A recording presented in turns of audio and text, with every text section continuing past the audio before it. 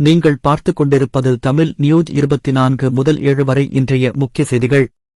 பாலஸ்தீனியர்களை கட்டாயமாக இடமாற்றம் செய்வது குறித்து இஸ்ரேல், தெற்கு சூடான் பேச்சுவார்த்தை நடத்தி வருகின்றன. புடின் உச்சிமாநாட்டிற்கு முன்னதாக ஜெலென்ஸ்கி ஐரோப்பா டிரம்பிடம் என்ன கோருகிறது? புடின் உச்சிமாநாட்டிற்கு முன்னதாக டிரம்ப் அழைப்பை நடத்த ஜெலென்ஸ்கி, ஐரோப்பிய தலைவர்கள். G7 தளங்களில் இஸ்ரேலிய ஊனமுற்றோரின் தினசரி முறைகளை காசா மருத்துவர் விவரிக்கிறார். ஜூன் மாதம் இஸ்ரேலுடனான போரின் போது 21,000 சந்தேக நபர்களை தடுத்து வைத்ததாக ஈரான் கூறுகிறது. இனி விரிவான செய்திகள். பாலஸ்தீனியர்களை கட்டாயமாக இடமாற்றம் செய்வது குறித்து இஸ்ரேல், தெற்கு சூடான் பேச்சுவார்த்தையில் ஈடுபட்டுள்ளன. காசாவிலிருந்து கிழக்கு ஆபிரிக்க நாட்டிற்கு பாலஸ்தீனியர்களை வலுக்கட்டாயமாக இடமாற்றம் செய்வது குறித்து இஸ்ரேல் தெற்கு சூடானுடன் விவாதித்து வருவதாக அசோசியேட்டட் பிரஸிடம் பேசிய 6 பேர் தெரிவித்துள்ளனர். இந்த திட்டம் காசாவில் இருந்து பாலஸ்தீனியர்களை இடம்பெயர்க்கும் இஸ்ரேலிய முயற்சியின் ஒரு பகுதியாகும். இது மனித உரிமைகள் குழுக்கள் எச்சரிக்கின்றன. இது பலவந்தமாக வெளியேற்றப்படுதல், இன அழைப்பு மற்றும் சர்வதேச சட்டத்தை மீறும். பாலஸ்தீனியர்கள் ஒருபோதும் காசாவிற்கு திரும்ப அனுமதிக்கப்பட மாட்டார்கள் என்றும் இஸ்ரேலிய அரசாங்கத்தில் தீவிர வலதுசாரி அமைச்சர்கள் கோரியபடி பெருமளவில் வெளியேறுவது இஸ்ரேல் அந்த பகுதியை இணைத்து அங்கு இஸ்ரேலிய குடியேற்றங்களை மீண்டும் நிறுவ வழிவகுக்கும் என்றும் இடமாற்றுத் திட்டத்தை விமர்சிப்பவர்கள் அஞ்சுகின்றனர். 2011 சுதந்திரத்திற்குப் பிறகு வெடித்த உள்நாட்டுப் போரிலிருந்து மீள தெற்கு சூடான் போராடி வருகிறது. கிட்டத்தட்ட 400,000 மக்களைக் கொண்டது மற்றும் நாட்டின் சில பகுதிகள் பஞ்சத்தை எதிர்கொண்டன. இது ஏற்கனவே அண்டை நாடுகளில் மோதல்களிலிருந்து ஒரு பெரிய அகதி மக்களைக் கொண்டுள்ளது. புடின் உச்சிமாநாட்டிற்கு முன்னதாக ஜெலென்ஸ்கி, ஐரோப்பா டிரம்பிடம் என்ன கோருகிறார்கள்? கியேவ் ஏற்றுக்கொள்ளக்கூடிய வகையில் உக்ரைனில் போரை முடிவுக்கு கொண்டுவர மாஸ்கோ மீது அழுத்தத்தை அதிகரிக்க ரஷ்ய ஜனாதிபதி விளாடிமிர் புடினுடனான தனது வரவிருக்கும் உச்சிமாநாட்டை பயன்படுத்த அமெரிக்க ஜனாதிபதி டொனால்ட் டிரம்பை சமாதானப்படுத்த ஐரோப்பிய தலைவர்கள் போராடி வருகின்றனர்.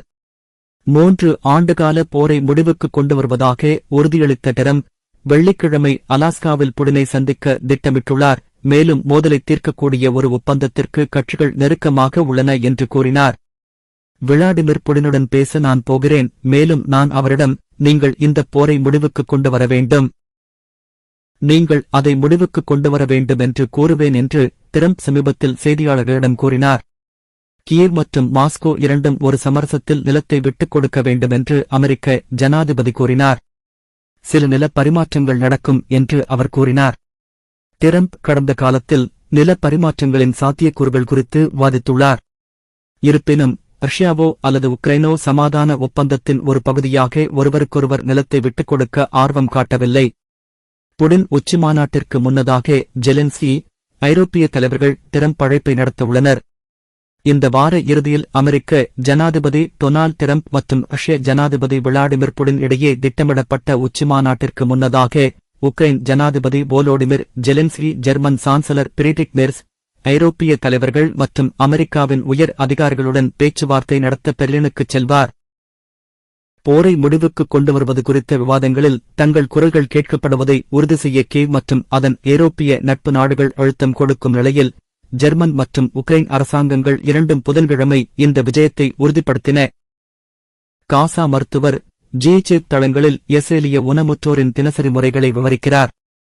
காசா பகுதியில் தன்னார்வத் தொண்டு செய்த அமெரிக்க குழந்தை மருத்துவர் ஒருவர், காசா மனிதாபிமான அறக்கட்டளை G7 நடத்தும் தளங்களில் பாலஸ்தீனிய உதவி தேடுபவர்களுக்கு ஏற்பட்ட காயங்கள், இஸ்ரேலிய படைகள் குறிப்பிட்ட நாட்களில் குறிப்பிட்ட உடல் பாகங்களை குறிவைத்து ஆண்களையும் சிறுவர்களையும் வேண்டுமென்றே சுட்டுக் கொண்டதாக கூறுகிறார். அகமது யோசப் செவ்வாய்க்கிழமை ஜோர்டான் தலைநகர் அம்மானில் இருந்து அல் ஜசீராவுக்கு அளித்த பேட்டியில், காசாவில் இருந்து திரும்பிய சில மணி நேரங்களுக்குப் பிறகு மத்திய டேர் எல் பாலாவில் உள்ள அலக்சா மருத்துவமனையிலும் காசா நகரத்தில் உள்ள அல்ஷிப்பா மருத்துவமனையிலும் 2.5 வாரங்கள் பணியாற்றிய பிறகு இந்த கருத்துக்களைத் தெரிவித்தார். லாரிஜானுக்கு யாரும் ஆயுதம் ஏந்துவதையும் வெளிநாட்டு ஆதரவை பயன்படுத்துவதையும் தடை செய்துள்ளதாக அவன் கூறுகிறார். ஜனாதிபதி ஜோசப் அவன் புதன்கிழமை ஈரானின் வருகை தரும் பாதுகாப்புத் தலைவரிடம் நாட்டின் உள் விவகாரங்களில் எந்தவொரு தலையீட்டையும் நிராகரிப்பதாகவும் ஹெஸ்பொல்லாவை நிராயுதபாணியாக்கும் திட்டங்கள் குறித்த ஈரானின் அறிக்கைகளை ஆக்கப்பூர்வமற்றது என்று முத்திரை குத்தியதாகவும் கூறினார். எங்கள் உள் விவகாரங்களில் எந்தவொரு தலையீட்டையும் நாங்கள் நிராகரிக்கிறோம் என்று ஆன் கூறினார். யாரும் ஆயுதம் ஏந்துவதும் வெளிநாட்டு ஆதரவை பயன்படுத்துவதும் தடை செய்யப்பட்டுள்ளது என்று ஆன் அலி லாரிஜானியிடம் கூறினார். லெபனான் ஜனாதிபதி பதவியின் எக்ஸ் இல் வெளியிடப்பட்ட ஒரு அறிக்கையின்படி இஸ்ரேலுடனான ஜூன் போரின் போது 21,000 சந்தேக நபர்களை தடுத்து வைத்ததாக ஈரான் கூறுகிறது. ஜூன் மாதம் இஸ்ரேலுக்கும் ஈரானுக்கும் இடையிலான 12 நாள் வான்வழிப் போரின் போது ஈரானிய காவல்துறை 21,000 சந்தேக நபர்களை கைது செய்ததாக மாநில ஊடகங்கள் செவ்வாயன்று செய்தி வெளியிட்டன. காவல்துறை செய்தித் தொடர்பாளர் ஜெனரல் சயீத் முண்டாசர் அல்-மதியை மேற்கோள் காட்டி அரசு தொலைக்காட்சியின் அறிக்கை சந்தேக நபர்கள் குறித்து அதிகாரிகள் மீது மக்கள் புகார் அளித்ததாக கூறியது. 12 நாள் போரின் போது 21,000 சந்தேக நபர்களை கைது செய்தது பாதுகாப்பு வழங்குவதில் மக்களின் அதிக விழிப்புணர்வு மற்றும் பங்கேற்பை குறிக்கிறது என்று அவர் கூறினார். சந்தேக நபர்கள் என்னென்ன குற்றச்சாட்டுகளை எதிர்கொள்ளக்கூடும் என்பதை முண்டாசர் அல்-மதி விரிவாக கூறவில்லை. இருப்பினும் 260க்கும் மேற்பட்டோர் உளவு பார்த்ததாக சந்தேகிக்கப்படுவதாகவும் மேலும் 172 பேர் சட்டவிரோத படப்பிடிப்பால் கைது செய்யப்பட்டதாகவும் அவர் கூறினார். ஜூன் 13 முதல் 24 வரையிலான மோதலின் போது நாடு முழுவதும் 1,000க்கும் மேற்பட்ட சோதனைச் சாவடிகளை போலீசார் அமைத்ததாகவும் அவர் கூறினார். போரின் போது ஈரானிய காவல்துறை மொத்த கைதுகளை வழங்குவது இதுவே முதல் முறை. சமீபத்திய வாரங்களில் உளவு பார்த்ததாக சந்தேகிக்கப்படும் 7 பேரை ஈரான் அவ்வப்போது செய்தி வெளியிட்டது. ஜூன் மாத இறுதியில் இருந்து இஸ்ரேலுக்காக உளவு பார்த்ததாக குற்றம் சாட்டப்பட்ட 7 பேரை ஈரான் தூக்கிலிட்டுள்ளது. இது அரசாங்கம் தொடர்ச்சியான மரண தண்டனைகளை நடத்தக்கூடும் என்ற அச்சத்தை ஆர்வலர்களிடையே தூண்டியுள்ளது. ஈரான் மீது இஸ்ரேல் வான்வழித் தாக்குதல்களை நடத்தியது. இதில் பல இராணுவ தளபதிகள் உட்பட கிட்டத்தட்ட 1100 பேர் கொல்லப்பட்டனர். பழிவாங்கும் ஈரானிய தாக்குதல்களில் இஸ்ரேலில் 28 பேர் கொல்லப்பட்டனர்.